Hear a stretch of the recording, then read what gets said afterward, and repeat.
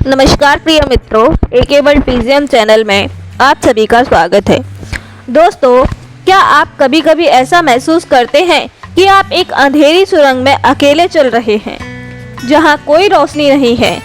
क्या आपके मन में यह ख्याल आता है कि जब जीने की कोई वजह नहीं बची, ऐसा लगता है हर दिन एक बोझ है और आप इस बोझ को उठाते उठाते थक चुके हैं। आपके अंदर एक खालीपन है, एक ऐसी उदासी है जिसे आप किसी से बयां नहीं कर सकते, क्योंकि आपको लगता है कि कोई समझेगा नहीं।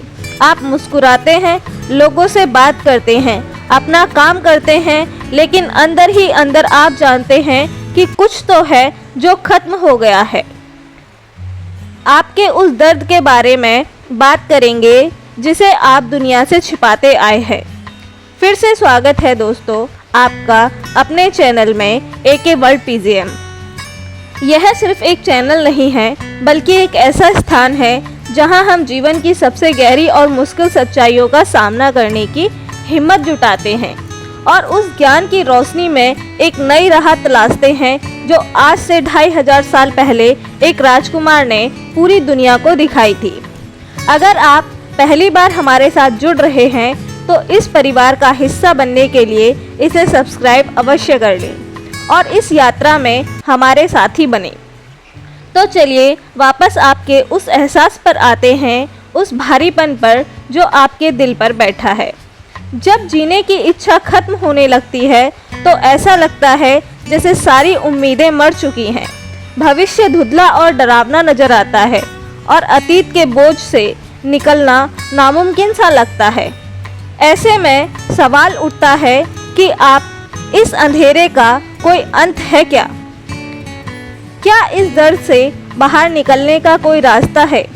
आज से सदियों पहले एक व्यक्ति ने इन्हीं सवालों के जवाब खोजने के लिए अपना राजपाट, अपना परिवार और अपनी सारी सुविधाएं त्याग दी थी। उनका नाम था सिद्धार्थ गौतम, जिन्हें दुनिया आज भगवान बुद्ध के नाम से जानती है। बुद्ध ने जीवन में उस परम सत्य को खोजा था जो हर इंसान के दुखों का अंत कर सकता है। और जब कोई इंसान उस मोड़ पर खड़ा होता है जहां से उसे लगता है कि अब कुछ नहीं बचा, तो बुद्ध की शिक्षाएं एक उम्मीद की किरण बनकर हमारे सामने आती हैं। बुद्ध ने यह नहीं कहा कि जीवन में दुख नहीं है, बल्कि उन्होंने सबसे पहले और सबसे महत्वपूर्ण बात यही कहा कि जीवन में दुख है। इसे उन्होंने दोहक सत्य कहा है। यह सुनकर आपको शायद निराशा हो कि बुद्ध भी यही कह रहे हैं कि जीवन तो दुखमय है, लेकिन रुकिए, उनकी बात को गहराई से समझिए। जब आप किसी डॉक्टर के पास जाते हैं तो सबसे पहले वह आपकी बीमारी को स्वीकार करता है। वो कहता है, हाँ, आपको यह बीमारी है। यह स्वीकार करना निराशाजनक नहीं, बल्कि इलाज की दिशा में एक पहला कदम है। ठीक इसी तरह बुद्ध ने जब कहा कि जीवन में दुख है, तो वे हमें निराश नहीं कर रहे थे, बल्कि वे हमें उस सच्चाई का सामना करने की हिम्मत दे रहे थे जिसे हम अक्सर झुठलाने की कोशिश करते हैं। आप जो महसूस कर रहे हैं, वो अकेलापन, वो निराशा, वो जीने की इच्छा का खत्म हो जाना, ये सब दुख का ही एक रूप है। और बुद्ध के अनुसार आप अकेले नहीं हैं जो ऐसा महसूस कर रहे हैं। दुनिया में हर इंसान किसी न किसी रूप में इस दुख का अनुभव करता है। कोई शारीरिक पीड़ा से दुखी है, कोई मानसिक वेदना से, कोई अपने प्रिय से बिछड़कर, तो कोई वह ना पाकर दुखी है जिसे वह पाना चाहता है। कोई उम्र बढ़ने से दुखी है, तो कोई मृत्यु के भय से दुखी है। बुद्ध ने हमें यह समझाकर हमारे बोझ को हल्का कर दिया कि हमारा दुख सिर्फ हमारा नहीं है, यह एक सार्वभौमिक सत्य है। यह एहसास है कि हम अकेले नहीं हैं। यह अपने आप में एक बहुत बड़ी राहत देता है। लेकिन बुद्ध सिर्फ समस्या बताकर नहीं रुके, उन्होंने उस समस्या की जड़ तक जाने का रास्ता दिखाया। उन्होंने बताया कि इस दुख का कारण क्या है। इसे उन्होंने दुख समुदाय सत्य कहा, यानी दुख के कारण का सत्य। बुद्ध ने पाया कि हमारे सारे दुखों की जड़ तृष्णा है। तृष्णा यानी कभी ना खत्म होने वाली इच्छा, चाहत या आसक्ति। अब आप सोचेंगे कि इच्छा करना तो स्वाभाविक है, इसमें क्या गलत है। बुद्ध इच्छाओं के खिलाफ नहीं थे, वे तृष्णा के खिलाफ थे। तृष्णा और इच्छा में एक बहुत ही बारीक सा फर्क है। इच्छा एक सामान्य चाहत है, जैसे मुझे पानी पीना है, आपने पानी पी लिया, इच्छा पूरी हुई, बात खत्म। लेकिन तृष्णा एक अंधी दौड़ है, एक ऐसी प्यास जो कभी नहीं बुझती। यह 3 तरह की होती है। पहली है काम तृष्णा, यानी संसारिक सुखों को भोगने की अंधी इच्छा, जैसे अच्छा दिखना, अच्छा खाना, अच्छा पहनना, तारीफ सुनना और इन सभी चीज़ों से चिपके रहना। जब हमें यह चीज़ें मिलती हैं तो हमें थोड़ी देर के लिए खुशी मिलती है, लेकिन वो खुशी स्थायी नहीं होती। और जब वो चीज़ें हमसे छिन जाती हैं या हमें नहीं मिलती तो हम दुखी हो जाते हैं। आज आप जिस निराशा में हैं, क्या उसका एक कारण यह भी नहीं है कि जीवन वैसा नहीं चल रहा जैसा आपने चाहा था। जिन सुखों की आपने कल्पना की थी वह या तो मिले नहीं या मिलकर चले गए। दूसरी है भव तृष्णा, यानी बने रहने की इच्छा, अस्तित्व में बने रहने का मोह। यह हमारा अहंकार है जो चाहता है कि मैं रहूं, मेरा नाम रहे, मेरी पहचान बनी रहे। हम इस मैं को इतना गुरुत्व देते हैं कि इससे टूटने के डर से ही हम आधे मर जाते हैं। जब कोई हमारी आलोचना करता है, हम किसी काम में असफल होते हैं या जब हमें लगता है कि हमारी कोई पहचान नहीं है, तो हमारा ये मैं आहत हो जाता है और यही गहरे दुख और निराशा को जन्म देता है। आज जब जीने की इच्छा खत्म हो रही है तो कहीं ना कहीं इसके पीछे यही भाव भी है कि मेरा अस्तित्व अर्थहीन हो गया है। और तीसरी सबसे गहरी तृष्णा विभव तृष्णा, यानी मिट जाने की इच्छा, अस्तित्व से छुटकारा पाने की इच्छा। यह बहुत विरोधाभासी लगता है, लेकिन यह सच है। जब इंसान दुख और पीड़ा की पराकाष्ठा पर पहुंच जाता है, जब उसे लगता है कि अब कुछ नहीं हो सकता, तो उसके अंदर सब कुछ खत्म कर देने की इच्छा पैदा होती है। उसे लगता है कि अगर मैं ही नहीं रहूँगा तो यह दुख भी नहीं रहेगा, यह तो जीने की इच्छा ही खत्म हो जाना है। यह वही विभव तृष्णा है, लेकिन बुद्ध के अनुसार यह भी एक तृष्णा ही है, एक अंधी इच्छा। और यह दुख का अंत नहीं, बल्कि दुख का ही एक और रूप है, क्योंकि यह शांति से नहीं बल्कि घोर अशांति और पीड़ा से उपजी एक पलायनवादी सोच है। तो बुद्ध हमें यह समझाते हैं कि हमारे दुखों का कारण बाहर की परिस्थितियाँ उतनी नहीं हैं जितना हमारा उन परिस्थितियों के प्रति हमारा रवैया है। हमारी आसक्ति हमारी तृष्णा है। परिस्थितियों को तो बदलती रहती हैं, सुख और दुख तो धूप और छांव की तरह आते जाते रहते हैं, लेकिन हम अपनी नासमझी के कारण सुख को पकड़कर रखना चाहते हैं और दुख को भगाना चाहते हैं, और इसी खींचतान में हम और ज़्यादा दुखी होते चले जाते हैं। यहाँ तक बुद्ध की बात सुनकर शायद आपको अपने अंदर की स्थिति और स्पष्ट नज़र आने लगी होगी। आपको समझ में आ रहा होगा कि यह जो खालीपन है यह क्यों है। अगर आपको यह बातें अपने जीवन से जुड़ी हुई लग रही है तो इस वीडियो को एक लाइक ज़रूर दें, ताकि यह संदेश उन लोगों तक भी पहुंच सके जो शायद इसी तरह के अंधेरे में जी रहे हैं। आपका एक लाइक किसी की ज़िंदगी में उम्मीद की किरण जला सकता है। आज सबसे महत्वपूर्ण सवाल यह उठता है कि क्या इस दुख से, इस तृष्णा से, इस निराशा से छुटकारा पाया जा सकता है? और इसका जवाब बुद्ध ने पूरी दृढ़ता के साथ हाँ में दिया। इसे उन्होंने दुख निरोध सत्य कहा, यानी दुख के अंत का सत्य। उन्होंने कहा यह संभव है, इसी जीवन में संभव है कि इंसान अपने सभी दुखों से मुक्त हो जाए और एक परम शांति की अवस्था को प्राप्त कर ले, जिसे निर्वाण कहते हैं। निर्वाण का मतलब खत्म हो जाना नहीं है, जैसा कि बहुत से लोग गलत समझते हैं।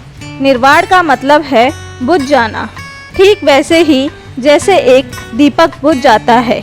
लेकिन क्या बुझता है? आग। कौन सी आग? तृष्णा की आग, द्वेष की आग और अज्ञान की आग।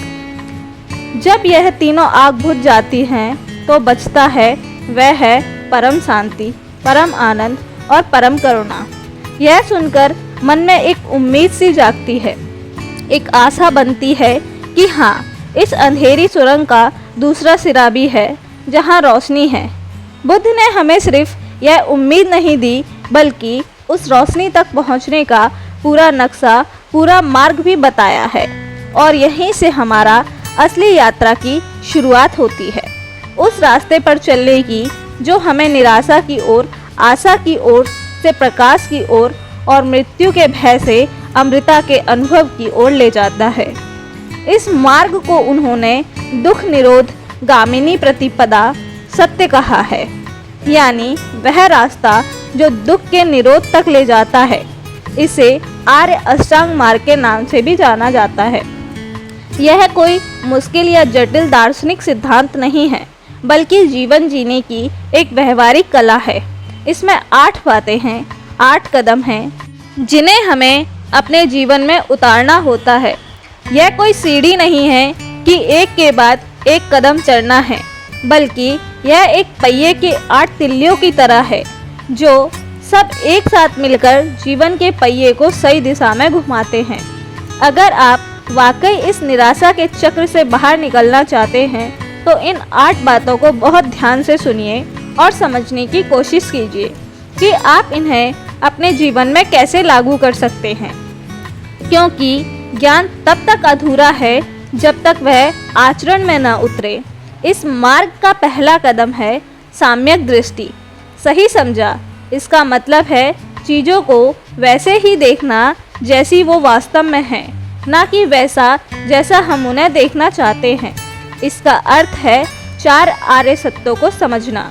दुख है, दुख का कारण है, दुख का निरोध संभव है और निरोध का मार्ग है। जब हमारी दृष्टि सही होती है तो हम अपनी समस्याओं के लिए दूसरों को या परिस्थितियों को दोष देना बंद कर देते हैं। हम यह समझने लगते हैं कि समस्या की जड़ हमारे अंदर है, हमारी अपनी तृष्णा और अज्ञान में है। आज आप जो भी महसूस कर रहे हैं, उस भावना को बिना किसी जजमेंट के देखने की कोशिश कीजिए। उस अच्छा या बुरा मत कहिए, बस देखिए कि यह एक एहसास है जो मन में उठा है। यह समझना है, यह भावना स्थायी नहीं है, यह बदलेगी। यही सम्यक दृष्टि की शुरुआत है। जब आप यह समझ जाते हैं कि आपकी निराशा का कारण आपकी अपनी सोच और आसक्ति है, तो आप उसे बदलने की शक्ति की अपने अंदर महसूस करने लगते हैं। दूसरा कदम है सम्यक संकल्प, सही इरादा। एक बार जब हमें सही समझ आ जाती है, तो हमें सही इरादे करने की ज़रूरत होती है।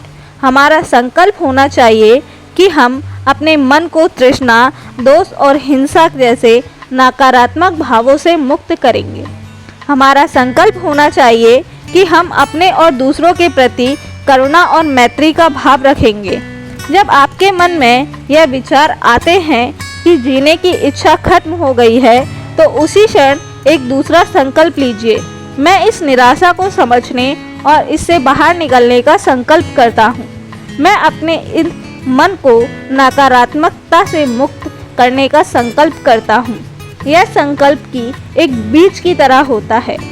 आप इसे जितनी बार दोहराएंगे, यह उतना ही मजबूत होता जाएगा और धीरे धीरे आपके अंदर एक नई ऊर्जा का संचार करेगा।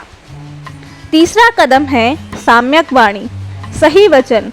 हम जो बोलते हैं उसका हमारे मन पर और दूसरों पर बहुत गहरा असर पड़ता है। सही वचन का अर्थ है झूठ बोलने से बचना, निंदा या चुगली करने से बचना, कठोर शब्द बोलने से बचना और व्यर्थ की बकवास करने से बचना।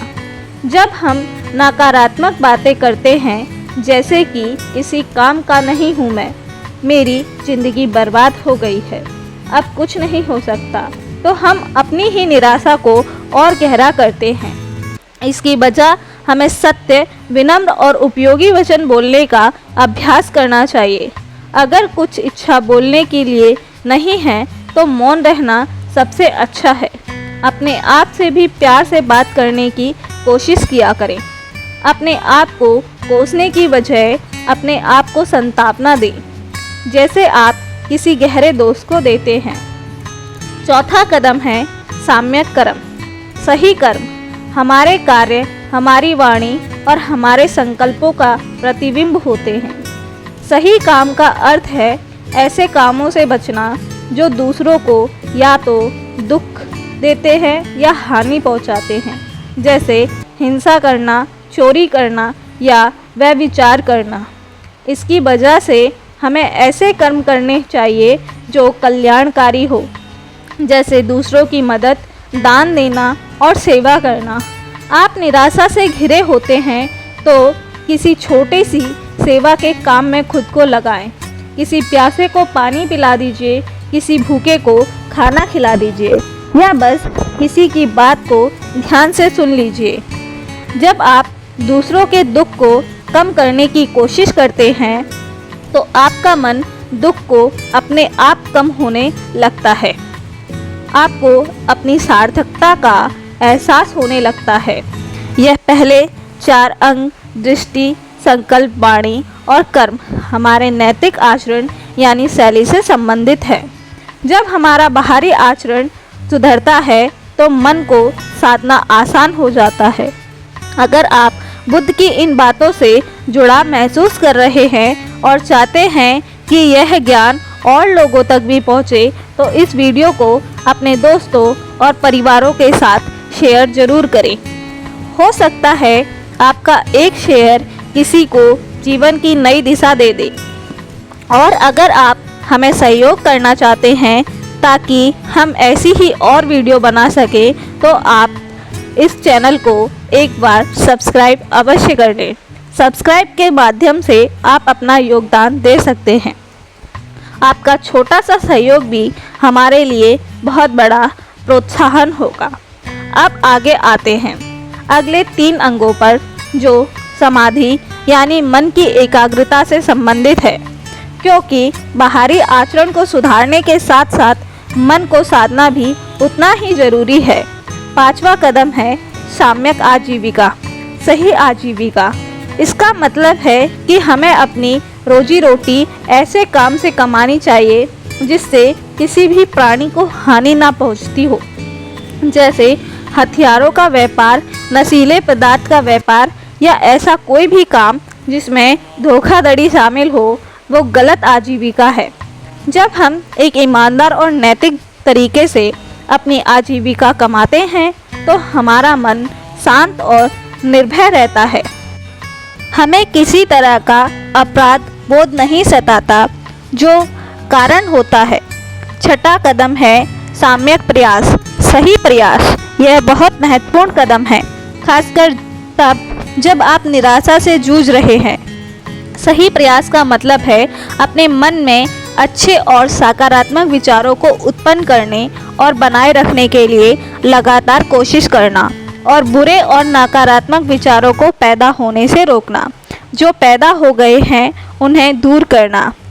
यह है एक बगीचे की तरह, आपको लगातार खरपतवार, नकारात्मक विचार को हटाना होगा और अच्छे पौधे, सकारात्मक विचारों को पानी देना होगा। जब भी मन में निराशा का भाव आए तो उसे पहचानें, लेकिन उसमें बहे नहीं। अपनी पूरी ऊर्जा के साथ उस विचार को एक साथ सकारात्मक विचारों में बदलने की कोशिश करें। शुरुआत में यह थोड़ा मुश्किल लगेगा, लेकिन अभ्यास से यह संभव है। 7वां कदम है साम्यक स्मृति, सही सजगता। इसे माइंडफुलनेस भी कहते हैं। इसका अर्थ है अपने शरीर, अपनी भावनाएं, अपने विचारों को, अपने आसपास के वातावरण के प्रति पल पल जागरूक रहना, बिना किसी राग या दोष के।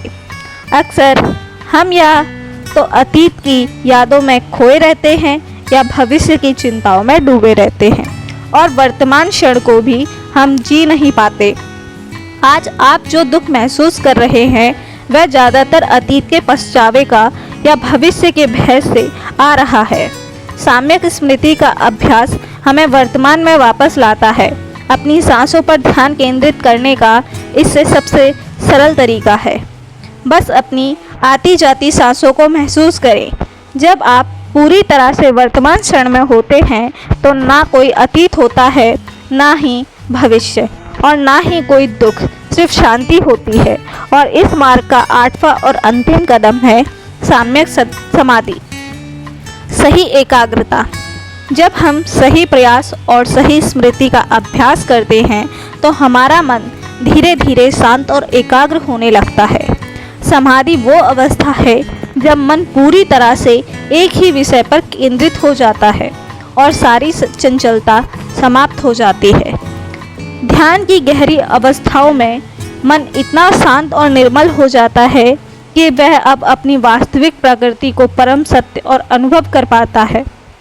इस अवस्था में उसे ज्ञान का प्रकाश मिलता है जो अज्ञान के सारे अंधकार को मिटा देता है। यह है बुद्ध का बताया हुआ वह रास्ता जो दुख के समंदर से निकालकर शांति और आनंद के दीप तक ले जाता है। यह रास्ता किसी चमत्कार की उम्मीद में नहीं होता, यह आपको खुद मेहनत करने के लिए कहता है, अपने मन पर काम करने के लिए कहता है। बुद्ध ने कहा था, अब दीपो भव, यानी अपना दीपक स्वयं बनो और कोई तुम्हारी मदद के लिए नहीं आएगा। तुम्हें खुद ही अपने लिए प्रकाश बनना होगा। उनकी शिक्षाएं उस दीपक को जलाने की विधि है। जब जीने की इच्छा खत्म हो जाती है तो इसका मतलब है कि आपके अंदर का दीपक बुझ रहा है। उसे बाहर से कोई और नहीं जला सकता। आपको खुद ही अपनी साम्यक दृष्टि, साम्यक संकल्प और साम्यक प्रयास से उसे फिर से तेल डालना होगा और उसे जलाना होगा।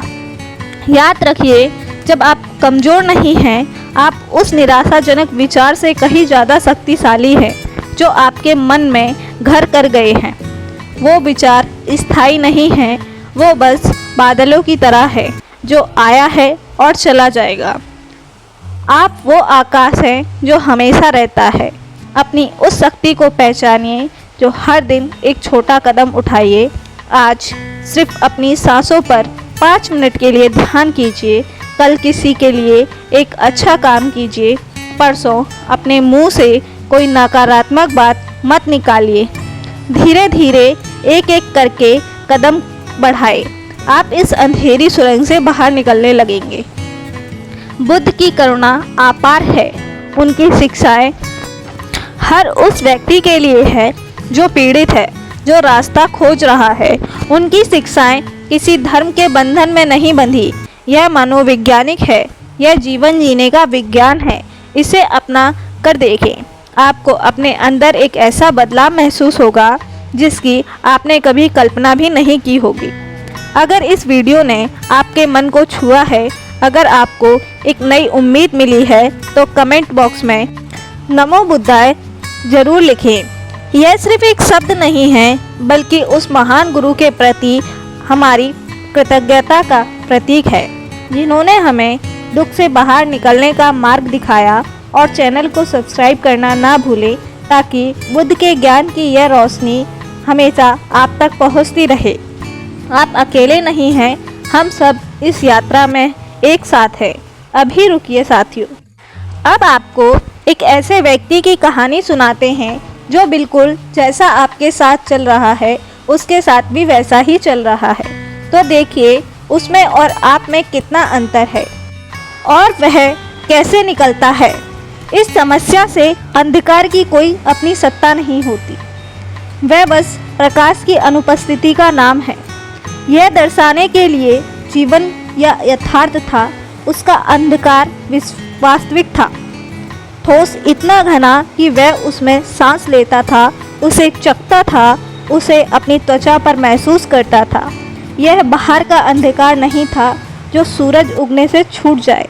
यह भीतर का अंधकार था जो हर उगते सूरज के साथ और भी गहरा हो जाता था, क्योंकि एक और दिन का प्रकाश उसे अपनी विफलता, अपनी रिक्तता और अपनी अस्तित्व की अर्थहीनता का और भी क्रूरता से एहसास कराता था। कभी कभी श्रावस्ती का सबसे प्रसिद्ध मूर्तिकार हुआ करता था।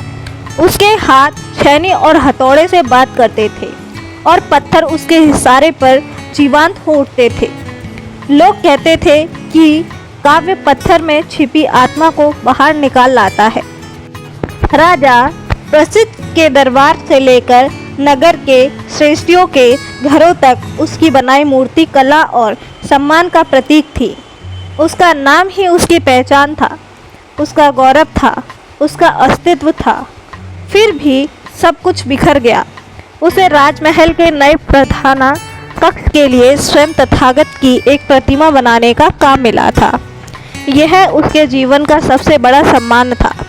काव्य ने खुद को अपनी कार्यशाला में महीनों के लिए बंद कर लिया। उसने सबसे उत्तम संगमरमर मंगवाया जो चांदनी की तरह श्वेत था, पर इस बार कुछ अलग था। पत्थर खामोश था, वह छेद नहीं उठाता था, पर उसके हाथ कांपते जाते थे। उसे पत्थर में कोई रूप नहीं दिखाई देता था, कोई भाव नहीं, कोई आत्मा नहीं। उसे फिर एक सफ़ेद ठंडा निर्जीव पत्थर का टुकड़ा दिखाई देता। दिन हफ्ते में बदलते गए, हफ्ते महीनों में नियत दिन आ गया और काव्य के पास दिखाने के लिए एक अधूरी भावहीन निष्प्राण मूर्ति के सिवा कुछ नहीं था। उस दिन राजसभा में जो हुआ वह काव्य की आत्मा पर एक अमिट घाव छोड़कर चला गया। राजा की मौन निराशा, दरबारियों की कानाफूसी और सबसे बढ़कर उसके प्रतिद्वंदी मूर्तिकार वम की आंखों में तैरती विजय, क्रूरता वम जो हमेशा काव्य की प्रतिभा से जलता था। उस दिन सबसे ऊंची आवाज में बोला था, महाराज, लगता है देवता इस पर कुपित हो गए हैं। इसकी कला मर चुकी है। वह एक वाक्य नहीं था, एक मृत्युदंड था। उस दिन के बाद कवि सचमुच मर गया। उसकी कला, उसका सम्मान, उसके ग्राहक सब उसे छोड़कर चले गए। उसकी कार्यशाला जो भी पत्थरों की जीवंत ध्वनियों से गूंजती थी, अब एक मकबरे जैसी चुप और ठंडी हो गई थी। वह अब मूर्तिकार काव्य नहीं था, वह एक असफल व्यक्ति था, एक खाली बर्तन, एक चलती फिरती लाश। जीने की इच्छा एक सूखी नदी की तरह उसके भीतर रेत छोड़ गई थी। कई बार अंधेरी रातों में उसने उस नदी के पार जाने का विचार किया जहां शायद यह प्रतिभा खत्म हो जाए, पर एक अनजाना भय उसे रोक लेता। वह ना जी पा रहा था, ना मर पा रहा था। वह बस अस्तित्व के एक भयावह शून्य में लटका हुआ था। ऐसे ही एक दिन जब वह बाजार की एक गली से गुजर रहा था जहां अब उसे कोई नहीं पहचानता था, उसने दो व्यापारियों को बात करते सुना कि वे किसी रहस्यमय व्यक्ति की बात कर रहे थे। कहते हैं वे बेगुंड के घने जंगलों में रहता है। एक ने कहा उसे कोई शांत मुनि कहते हैं, कोई पथिक। उसके पास कोई चमत्कार नहीं, कोई जादू टोना नहीं, पर जो उसके पास पहुंच जाता है वह खाली हाथ नहीं लौटता। दूसरा व्यक्ति हंसा। यह सब कहानियां हैं। भला घने जंगल में जहां हिंसक पशु और डाकुओं का भय है, कोई साधु क्यों रहेगा वहाँ? और अगर कोई है भी तो वह किसी की मदद क्यों करेगा? नहीं, मैंने अपनी आंखों से देखा है, व्यक्ति को बदलते देखा है। पहले व्यापारी ने जोर देकर कहा, नगर का एक श्रेष्ठ ही जो अपने पुत्र की मृत्यु के बाद पागलों की तरह हो गया था, वह उस मुनि को खोजने गया। जब महीनों बाद लौटा तो वह एक दूसरे ही इंसान में बदल गया था। उसके चेहरे पर दुख नहीं था, एक अजीब सी शांति थी। जब किसी ने पूछा कि मुनि ने क्या चमत्कार किया तो वह बस मुस्कुराया और बोला, उन्होंने कुछ नहीं किया, उन्होंने बस मुझे एक दर्पण दिखाया जिससे मैंने खुद को देख लिया। यह सुनकर काव्य के अंदर कुछ हुआ, एक मरी हुई चिंगारी पर जैसे किसी ने फूंक मार दी हो। यह आशा नहीं थी, यह बस एक प्रश्न था, एक अंतिम हताश प्रश्न। क्या इस अंधकार के पार सच में कोई है? क्या कोई ऐसा है जो उसे बता सके कि उसके भीतर का प्रकाश क्यों बुझ गया? एक पागलपन भरी धुन उस पर सवार हो गई। उसे उस मुनि को खोजना था। यह उसकी आखिरी कोशिश थी। या तो वह उस जंगल में खो जाएगा या खुद को पा लेगा। दोनों ही सूरतों में इस दुर्घटना भरी जिंदगी में से कुछ छुटकारा मिल ही जाएगा। उसने किसी को कुछ नहीं बताया। एक रात चुपचाप उसने अपनी सुनी, कार्यशाला को अंतिम बार देखा और अंधेरे में ही नगर की सीमा से बाहर निकल गया। उसके पास न भोजन था न कोई नक्शा। व्यापारियों की बात से सुना एक नाम था वेगुण वन, और एक हताश दिल। जंगल का रास्ता वैसा नहीं था जैसा उसने सोचा था। वह उससे कहीं ज़्यादा क्रूर और निर्मम था। पहले कुछ दिन तो उसे वह किसी भी तरह से गांव से गुजर रहा था, जहां लोगों से एक भिखारी समझकर कुछ खाने को दे देते। पर जैसे जैसे वह वेगुण वन के करीब पहुंचता जाता, बस्तियां खत्म होती गई और घना जंगल, अनजाना शहर शुरू हो गया। यहाँ प्रकृति अपनी आदिम अवस्था में थी। ऊंचे ऊंचे वृक्ष आकाश को ढके हुए थे। जमीन पर पत्तों की मोटी परतें थीं, जिन पर चलना मुश्किल था। दिन में भी सूरज की रोशनी मुश्किल से छनकर नीचे आती थी, जिससे हर तरफ एक रहस्यमय डरावना माहौल बना रहता था। काव्य का शहरी शरीर इस कठोरता का आदी नहीं था। उसके पैर छिल गए, कपड़े फट गए और भूख और प्यास उसे लगातार तोड़ दे रहा था। पर शारीरिक कष्ट से ज़्यादा भयानक था उसका मानसिक कष्ट। अकेलापन अब उसका एकमात्र साथी था। हर आहट पर उसे लगता कि कोई जंगली जानवर घात लगाए बैठा है। हर परछाई उसे डाकू का भ्रम देती। आग जलाने के लिए उसके पास कुछ नहीं था। वह किसी बड़े पेड़ के नीचे सिकुड़ कर बैठ जाता और जागकर रात गुजारता। इन अंधेरी रातों में उसका अतीत किसी राक्षस की तरह उस पर हमला करता। उसे राजसभा का दृश्य दिखता, वम का हंसता हुआ चेहरा, लोगों की घूरती निगाहें। यह विचार उसके मन को दीमक की तरह खाए जा रहे थे। कई बार उसके मन में वापस लौट जाने का ख्याल आया। कम से कम शहर में एक छत तो थी, भले ही वह खाली थी। यहाँ तो मौत निश्चित लग रही थी। एक शाम जब वह पूरी तरह टूट चुका था, उसने आगे बढ़ने से इनकार कर दिया। वह एक नदी के किनारे गिर पड़ा। उसके शरीर में और एक कदम चलने की हिम्मत नहीं थी। उसने फैसला कर लिया, अब बस और नहीं, यही अंत सही है। वह आंखें बंद करके अपनी मृत्यु की प्रतीक्षा करने लगा। भूख, प्यास और थकान से उसका शरीर सुन्न हो रहा था। तभी उसे एक बच्चे की रोने की आवाज़ सुनाई दी। उसने मुश्किल से अपनी आंखें खोली। कुछ दूर एक झोपड़ी थी, जिसे उसने पहले नहीं देखा था। एक स्त्री एक छोटे बीमार बच्चे को गोद में लिए उसे चुप कराने की कोशिश कर रही थी। न जाने किस प्रेरणा से काव्य अपने घुटनों पर खड़ा हुआ और लड़खड़ाता हुआ उस झोपड़ी तक पहुंचा। स्त्री उसे देखकर डर गई। उसकी हालात किसी भूत से कम नहीं थी। काव्य कुछ बोल न सका। इस बच्चे की तरफ इशारा किया। स्त्री रोते हुए बोली, इसे 3 दिन से तेज बुखार है। वैद्य गांव में नहीं है। मुझे डर है मैं इसे खो दूंगी। काव्य ने अपनी मैली झोली में हाथ डाला। उसके पास बस जड़ी बूटियों की एक छोटी सी पोटली थी, जो उसकी माँ ने कभी उसे दी थी। उसे खुद भी नहीं पता था कि कौन सी बूटी किस काम आती है, पर उसने बच्चे के माथे को छुआ। वह आग की तरह तप रहा था।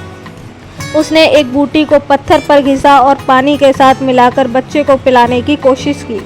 फिर उसने अपने फटे हुए अंगोछे को नदी के पानी में भिगोया और बच्चे के माथे पर पट्टियाँ रखने लगा।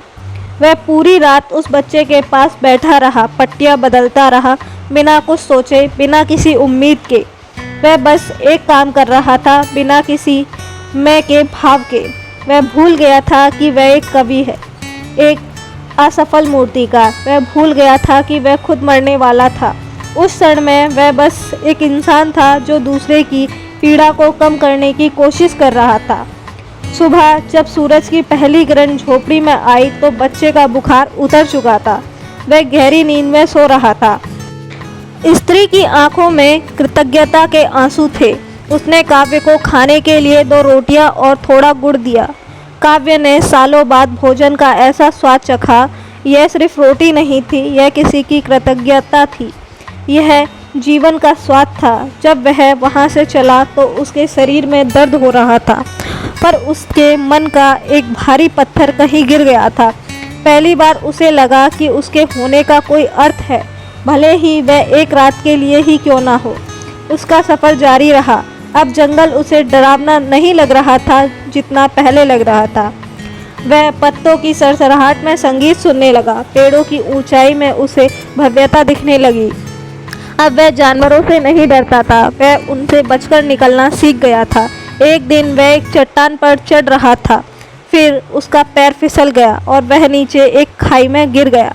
उसे होश आया तो उसका पैर पूरी तरह से खून हो चुका था। वह जानता था कि इस हालात में वह एक कदम भी नहीं चल सकता। मौत एक बार फिर उसके सामने खड़ी थी, इस बार और भी निश्चित रूप में। वह कई घंटों तक वहीं पड़ा रहा। दर्द और निराशा ने उसे फिर से घेर लिया। मैं क्यों नहीं मर जाता, वह चीखा। उसकी चीख जंगलों में गूंज कर खो गई। तभी उसे कुछ आहट सुनाई दी। उसने देखा कि एक बूढ़ा आदमी, जिसके तन पर बस एक लंगोटी थी और हाथ में एक लाठी, उसकी तरफ आ रहा था। बूढ़े के चेहरे पर गहरी झुर्रियाँ थी, पर आंखों में अद्भुत शांति और करुणा थी। चोट गहरी थी, बूढ़े ने पास आकर कहा। उसकी आवाज़ शांत और गहरी थी, जैसे किसी प्राचीन गुफा से आ रही हो। काव्य कुछ कह पाता उससे पहले ही बूढ़े ने जंगल से कुछ पत्ते तोड़े, उन्हें अपने मुंह में चबाकर एक लेप बनाया और काव्य के घाव पर लगा दिया। फिर उसने अपने फटे हुए वस्त्र से पट्टी फाड़कर घाव को कसकर बांध दिया। अब रक्तस्राव रुक गया, पर तुम्हें कुछ दिन यहीं आराम करना होगा। कवि ने पूछा, आप कौन हैं? बूढ़ा मुस्कुराया, मैं बस एक पथिक हूँ, तुम्हारी तरह। उसने काव्य को सहारा देकर उठाया और अपनी छोटी सी कुटिया तक ले गया, पास में ही छिपी हुई थी। अगले कई दिनों तक उस बूढ़े ने काव्य की सेवा की। वह उसे कंद मूल और फल खिलाता, उसके घाव पर रोज नई पट्टी बांधता। वह बहुत कम बोलता था, ज़्यादातर समय बस चुपचाप बैठा रहता था। यह अपनी लाठी से जमीन पर कुछ आकृतियाँ बनाता रहता। काव्य को यह चुप्पी बेचैन करती। वह उस मुनि के बारे में जानना चाहता था। एक दिन उसने पूछ ही लिया, क्या आप उस शांत मुनि के बारे में जानते हैं जो वेगुण वन में रहता है?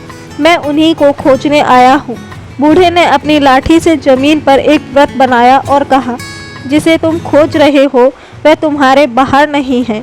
काव्य चौंक गया, आप मेरा नाम कैसे जानते हैं? यह जंगल हर पत्ते की कहानी जानता है और हवाएं उन कहानियों को एक कान से दूसरे कान तक पहुंचाती हैं। बूढ़े ने रहस्यमय ढंग से कहा, तुम एक मूर्तिकार हो जो अपनी आत्मा खो चुके हो। तुम यहाँ एक चमत्कार की तलाश में आए हो जो तुम्हारी खोई हुई कला को लौटा दे। काव्य की आंखों में आंसू आ गए। हाँ, मैं अब पत्थर में जीवन नहीं देख पाता। मेरे हाथ खाली हैं, मेरा हृदय खाली है। बूढ़े ने जमीन से एक साधारण सा पत्थर उठाया और काव्य के हाथ में रख दिया। इस पत्थर को देखो, तुम्हें इसमें क्या दिखता है? काव्य ने पत्थर को घुमाया। कुछ नहीं, यह बस एक पत्थर है, बेडोल, खुरदरा, साधारण। इसे देखते रहो, बूढ़े ने कहा और अपनी आंखें बंद कर। काव्य उस पत्थर को देखता रहा। घंटों बीत गए, सूरज ढलने लगा। उसका मन फिर से भटकने लगा। उसे अपनी विफलता याद आने लगी। वह पत्थर फेंकने ही वाला था कि बूढ़े की आवाज़ आई, जल्दबाजी मत करो, अपने विचारों को देखो, जैसे तुम आकाश में बादलों को देखते हो। वे आते हैं और चले जाते हैं। तुम बादल नहीं हो, तुम आकाश हो। काव्य ने कोशिश की। उसने अपने मन में उठते दर्दनाक विचारों को देखा। पहली बार वह उनमें डूबा नहीं, उन्हें बस देखता रहा। उनसे देखा कि कैसे विफलता का विचार आता है। कुछ देर ठहरा और फिर किसी और विचार के लिए जगह बना देता। यह एक अद्भुत अनुभव था। वह अपने ही मन का साक्षी बन गया था। जैसे जैसे वह देखता गया, पत्थर पर उसकी पकड़ बदल गई। अब वह सिर्फ एक खुरदरा पत्थर नहीं था, उसे उसकी सतह पर बनी महीन रेखाएं दिखने लगी। उसके रंग के विभिन्न शेड्स दिखने लगे। लाखों साल का इतिहास उस छोटे से टूक में समाया हुआ था। उसे अचानक उस पत्थर के प्रति एक असीम करुणा महसूस हुई। उसने आंख उठाकर बूढ़े को देखा। बूढ़े की आंखें अभी भी बंद थीं, पर उसके होठ पर एक हल्की सी मुस्कान थी। उसी क्षण काव्य को बिजली के झटके की तरह एहसास हुआ, यह बूढ़ा और कोई नहीं, वही शांत मुनि है जिसे वह खोज रहा था। वह कोई चमत्कारी व्यक्ति नहीं था, वह एक शिक्षक था, एक मार्गदर्शक। तुमने पत्थर को नहीं, खुद को देखना शुरू कर दिया है। कवि मुनि की आंखों में आंखें खोले बिना कहा, तुम्हारी कला इसलिए नहीं मरी क्योंकि तुम्हारे हाथ खराब हो गए हैं, बल्कि इसलिए क्योंकि तुम्हारी आंखें बंद हो गई थी। तुम पत्थरों में मूर्ति नहीं, अपनी प्रसिद्धि, अपना अहंकार और लोगों की प्रशंसा खोज रहे थे। जब तुम्हें वह नहीं दिखी तो तुम उन्हें निर्जीव पत्थर बताने लगे। दोष पत्थरों का नहीं, तुम्हारी दृष्टि का था। यह शब्द काव्य के हृदय में तीर की तरह लगे, पर यह तीर दर्द देने वाले नहीं, बल्कि अंदर जमे मवाद को बाहर निकालने वाले थे। उसे सब कुछ साफ दिखने लगा। उसका पतन उसकी कला, उसकी वजह से नहीं, उसके अहंकार की वजह से हुआ था। अब कवि महान मूर्तिकार की उपाधि से इतना चिपक गया था कि जब वह उपाधि छिन गई तो उसे लगा कि वह खुद ही खत्म हो गया। दुख बाहर की घटनाओं में नहीं होता, मुनि ने आगे कहा। दुख उन घटनाओं से चिपक कर रहने में होता है। तुम अपनी सफलता में चिपके हुए थे, और जब वह गई तो तुम अपनी विफलता में चिपक गए। दोनों ही जंजीरें, स्वतंत्रता इन दोनों से परे जाने में है। अगले कई दिन तक काव्य उस मुनि के साथ रहा। मुनि ने उसे कोई महान उपदेश नहीं दिया, वह बस उसे जीना सिखाता रहा। वह उसे सिखाता कि भोजन को कैसे सच में चखना है, पानी की ठंडक को कैसे सच में महसूस करना है, अपनी हर सांस के प्रति कैसे सजग रहना है। वह उसे अपने विचारों और भावनाओं का साक्षी बनाता और सिखाता रहा। काव्य का घाव भरने लगा था, पर उससे ज़्यादा तेजी से उसकी आत्मा का घाव भर रहा था। एक दिन मुनि ने उसे एक टूटी हुई लकड़ी का कट्ठा दिया और एक छोटा पुराना चाकू। कुछ बनाओ, उसने कहा। काव्य ने लकड़ी को हाथ में लिया। उसे सालों बाद किसी चीज़ को तराशने का मन हुआ, पर इस बार कोई दबाव नहीं था, कोई समय सीमा नहीं थी, कोई उम्मीद नहीं थी। वह बस लकड़ी को महसूस कर रहा था, उसके रेशों को, उसकी बनावट को, और फिर उसने धीरे धीरे उसे तराशना शुरू किया। वह नहीं जानता था कि वह क्या बना रहा है। उसके हाथ अपने आप चल रहे थे। उसका मन पूरी तरह शांत और वर्तमान क्षण में केंद्रित था। कई दिनों की मेहनत के बाद उसने एक लकड़ी के टुकड़े पर एक छोटी सी चिड़िया बनाई। वह चिड़िया निखुट नहीं थी, उसमें राज दरबार की मूर्तियाँ जैसी भव्यता नहीं थी, पर उसमें कुछ और था। उसमें जीवन था। उसकी आंखों में एक मासूमियत थी, उसके पंखों में उड़ने की आतुरता थी। वह काव्य के हाथों से नहीं, उसके हृदय से निकली थी। जब उसने वह चिड़िया मुनि को दिखाई तो मुनि ने उसे हाथ में लिया और मुस्कुराए। अब तुम तैयार हो, उन्होंने कहा। तुम्हें तुम्हारी कला वापस नहीं मिली काव्य, तुम्हें तुम खुद वापस मिल गए हो। अब जाओ और बिना किसी बोझ के जियो। कवि जानता था कि अब विदा लेने का समय है। उसने मुनि के चरण स्पर्श किए। उसकी आंखों में कृतज्ञता थी, पर अब कोई हताशा नहीं थी। जब वह जंगल से वापस शहर की ओर चला तो एक नया इंसान था। वह काव्य था, पर अब वह महान मूर्तिकार की उपाधि का कैदी नहीं था। जब वह श्रावस्ती लौटा तो लोग उसे देखकर हैरान रह गए। उसके फटे हुए कपड़े और बढ़ती हुई दाढ़ी तो थी, पर उसके चेहरे पर एक ऐसी शांति और आंखों में एक ऐसी चमक थी जो उन्होंने पहले कभी नहीं देखी। वह अपनी पुरानी कार्यशाला नहीं गया। उसने शहर में एक कोने में एक छोटी सी झोपड़ी बनाई और वहीं अपना काम शुरू कर दिया। अब वह राजाओं या श्रेष्ठियों के लिए मूर्ति नहीं बनाता, वह साधारण लकड़ी और पत्थर के टुकड़े से छोटी छोटी चीज़ें बनाता। बच्चों के लिए खिलौने, किसी के घर के लिए एक सुंदर सा दिया, या बस एक चिड़िया जो किसी पेड़ की डाली पर बैठ जाती। उसकी कला में अब अहंकार का शोर नहीं, शांति का गीत था। उसकी ख्याति फिर से फैलने लगी, पर इस बार अलग तरह से। लोग उसके पास मूर्तियाँ खरीदने नहीं, बल्कि उसे काम करते देखने आते थे, क्योंकि उसे काम करते देखना अपने आप में एक ध्यान जैसा अनुभव था। एक दिन उसका पुराना प्रतिद्वंदी वम, जो राजा का मुख्य मूर्तिकार था, अचक के साथ उसके पास आया। उसने काव्य की छोटी सी झोपड़ी और साधारण काम को देखकर व्यंग रह गया। तो महान मूर्तिकार अब बच्चों के लिए खिलौने बना रहा है। मैंने तो सुना था तुम जंगल में पागल होकर मर गए। पुराना काव्य यह कहकर आग बबूला हो जाता, पर अब कभी बस मुस्कुराया, एक सच्ची गहरी मुस्कुराहट। उसने वम की आंखों में देखा कि उसे वहाँ गुस्सा, नफरत नहीं बल्कि एक गहरा भय और असुरक्षा दिखाई दी। उसने कहा, तुम सही थे वम, वह मूर्तिकार मर चुका है और मैं उसके मरने के लिए तुम्हारा आभारी हूँ। वम इस जवाब के लिए तैयार नहीं था। वह निशब्द होकर काव्य को देखता रहा, जिसकी आंखों में ना कोई दोष था ना कोई पीड़ा, बस एक अपार शांति थी। वम को पहली बार अपनी सारी सफलता, अपना सारा धन, अपनी सारी प्रतिष्ठा उस शांत व्यक्ति के सामने खोखली और अर्थहीन लगी।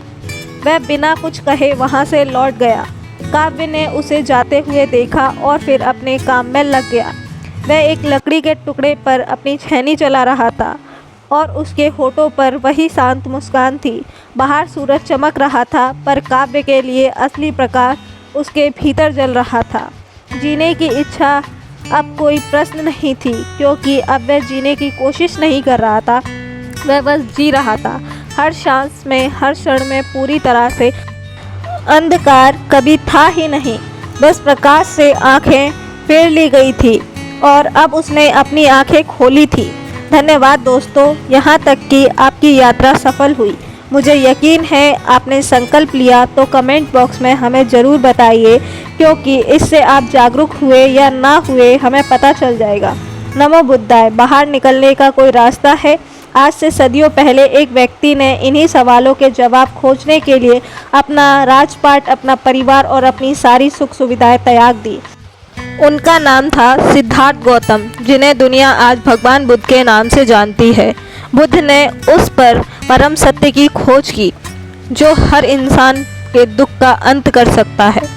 और जब कोई इंसान उस मोड़ पर खड़ा होता है जहां उसे लगता है कि अब कुछ नहीं बचा, तो बुद्ध की शिक्षाएं एक उम्मीद बनकर सामने आती हैं। बुद्ध ने यह नहीं कहा जीवन में दुख नहीं है, बल्कि उन्होंने सबसे पहले और सबसे महत्वपूर्ण बात यही कही कि जीवन में दुख है। इसे उन्होंने दुखद सत्य कहा। यह सुनकर आपको शायद निराशा हो, बुद्ध भी यही कह रहे हैं कि जीवन में दुख है, जीवन तो दुखमय है। लेकिन रुकिए, उनकी बात को गहराई से समझिए। जब आप किसी डॉक्टर के पास जाते हैं तो सबसे पहले वह आपकी बीमारी को स्वीकार करता है। वह कहता है, हाँ आपको यह बीमारी है। यह स्वीकार करना निराशाजनक नहीं, बल्कि इलाज की दिशा में एक पहला कदम है। ठीक इसी तरह बुद्ध ने कहा कि जीवन में दुख तो है, वे हमें निराश नहीं कर रहे, बल्कि वे हमें उस सच्चाई का सामना करने की उम्मीद दे रहे हैं जिसे हम अक्सर झुठलाने की कोशिश करते हैं। जो आप महसूस कर रहे हैं वो अकेलापन समस्या की जड़ तक जाने का रास्ता दिखाया। उन्होंने बताया कि इस दुख का कारण क्या है। इसे उन्होंने दुख समुदाय का सत्य कहा, यानी दुख के कारण का सत्य। बुद्ध ने पाया कि हमारे सारे दुखों की जड़ तृष्णा है। तृष्णा यानी कभी ना खत्म होने वाली इच्छा, चाहत या आसक्ति। जब आप सोचेंगे कि इच्छा करना तो स्वाभाविक है, इसमें क्या गलत है। बुद्ध इच्छाओं के खिलाफ नहीं थे, वे तृष्णा के खिलाफ थे। दोस्तों, बुद्ध द्वारा सिखाई गई या बताई गई इन बातों का आपके ज़िंदगी में किस तरह का असर आपको दिखाई दिया, कृपया हमें कमेंट में अवश्य बताएं। और हाँ, वीडियो को एंड तक ज़रूर देखें ताकि आप सभी परिस्थितियों को अच्छी तरह से समझ सकें और उसे अपने जीवन में अपना सकें। दोस्तों, अगर वीडियो पसंद आई हो तो कृपया इसे लाइक करें और इसे शेयर करना ना भूलें उस हर एक व्यक्ति को जो आपके आसपास या साथ में है। और दोस्तों, चैनल को सब्सक्राइब करना बिल्कुल ना भूलें ताकि आने वाली सभी नोटिफिकेशन आपको सबसे पहले मिल सके। नमो बुद्धाय दोस्तों।